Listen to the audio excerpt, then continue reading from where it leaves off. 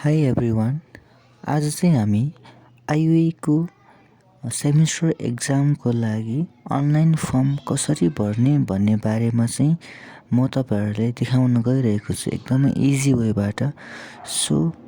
हाम्रो अहिले यो सेमिस्टर एक्जामहरूको लागि फर्म खोलिसकेको छ।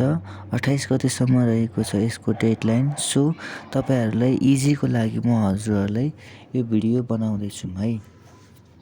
फर्स्टमा चाहिँ तपाईँहरूले गुगल क्रोम पेज खोल्नु पर्यो जुनसुकै भए पनि। यो गुगल खोलिसकेपछि चाहिँ फर्स्टमा अब यो पेज आउँछ।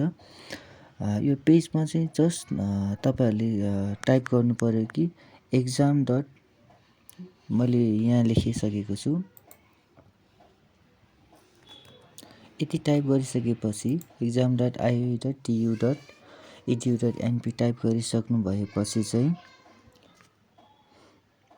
यो खालको पेज देख्न सक्नुहुन्छ तपाईँहरूले। यसमा चाहिँ जस्ट स्टुडेन्ट पोर्टलमा गएर क्लिक गर्नु। हामी ब्याचलर स्टुडेन्ट भएको कारणले गर्दा हामीले ब्याचलर लगइनमा नै क्लिक गर्नु पर्यो है। यो यति गरिसकेपछि यो खालको पेज आउँछ अगेन। हामीले लगइन भन्ने अप्सनमा क्लिक गर्नु पर्यो। यति गरिसकेपछि हामीले अब लगइन गर्नको लागि आफ्नो कलेजबाट जुन रोल नम्बर दिएको हुन्छ त्यो रोल नम्बर राख्नु पर्यो। जस्तो मेरो रोल नम्बर यो रहेको छ, मेरो कलेजले प्रोभाइड गरेको है। तपाईँहरूले आफ्नै कलेजले प्रोभाइड गरेको हुन्छ त्यो राख्नु होला। यो फर्मेटमा राख्नु पर्यो र यस पासपोर्टमा चाहिँ आफ्नो डेट अफ बर्थ नेपाली डेटमा है, विक्रम सम्वतमा यो फर्मेटमा राख्नु पर्यो र लगइन गर्नु पर्यो। लगइन गरिसकेपछि मेरो चाहिँ अलरेडी साइन भइसकेको छ र यो देखायो। तपाईँहरूको चाहिँ न्यू पासपोर्ट रिसेट गर्नुपर्ने हुन्छ। पहिला राखेको यो डेट अफ बर्थलाई राखेर करेन्ट पासपोर्ट र न्यू पासपोर्टलाई फेरि अर्को पासपोर्ट चेन्ज गरेर चाहिँ राख्नु पर्यो।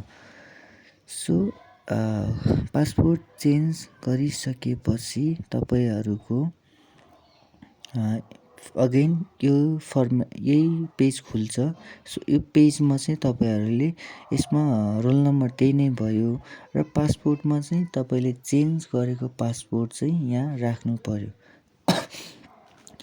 त्यो राखिसकेपछि अगेन लगइन गर्नु, त्यसपछि मात्रै बल्ल तपाईँहरूको यो खुल्छ है त। यसमा तपाईँहरूको पर्सनल इन्फर्मेसन देखाउँछ अनि त्यसपछि डिटेल्सहरू चेक गर्न सक्नुहुन्छ, अदर इन्फर्मेसनहरू, त्यसपछि एकाडेमिक इन्फर्मेसनहरू एकचोटि चेक गर्ने।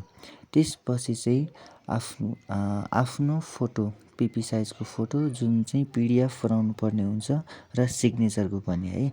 त्यसपछि सिग्नेचरको पनि पिडिएफ बनाइसकेपछि हामीले चाहिँ यो फोटो अपलोड गर्नको लागि त्यही सेलेक्ट भन्ने अप्सनमा जानु पर्यो।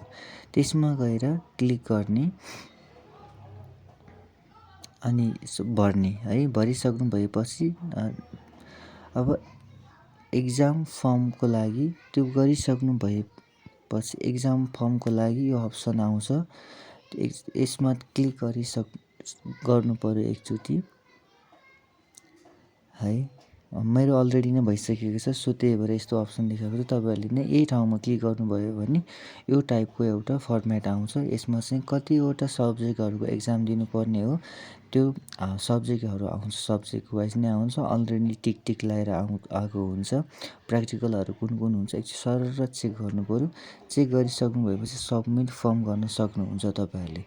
सबमिट गरिसक्नु भएपछि हाम्रो यो टाइपको एउटा देखाउँछ। यसबाट चाहिँ हामीले डाउनलोड कन्फर्मेसन स्लिप चाहिँ प्रिन्ट गर्न सकिन्छ। यो आइसकेपछि ओके गर्नुहोस्। त्यसपछि एकचोटि ब्याक जानुहोस्। ब्याक गइसकेपछि तपाईँको अघिको पेजमा हेर्न सक्नुहुन्छ डाउनलोड कन्फर्मेसन स्लिप भन्ने। त्यसमा क्लिक गर्नुभयो भने यो टाइपको तपाईँको डिटेल्स देखाउँछ। यसमा चाहिँ तपाईँको नामहरू सबै डिटेल्सहरू देखाइसकेपछि तपाईँले चाहिँ पेमेन्ट गर्नुपर्ने हुन्छ। यसको लागि चाहिँ अब कलेजले पेमेन्ट गरिसकेको भाउचर नम्बर, डेटहरू यसमा फिल गरिसकेपछि चाहिँ तपाईँले यो सबै कलेजमा बुझाइसक्नु पर्यो एक्जामको डेडलाइनभन्दा अगाडि। यदि त्योभन्दा पछि भयो भने तपाईँले पेनाल्टीहरू लाग्न सक्छ, एक्स्ट्रा पेमेन्ट गर्नुपर्छ।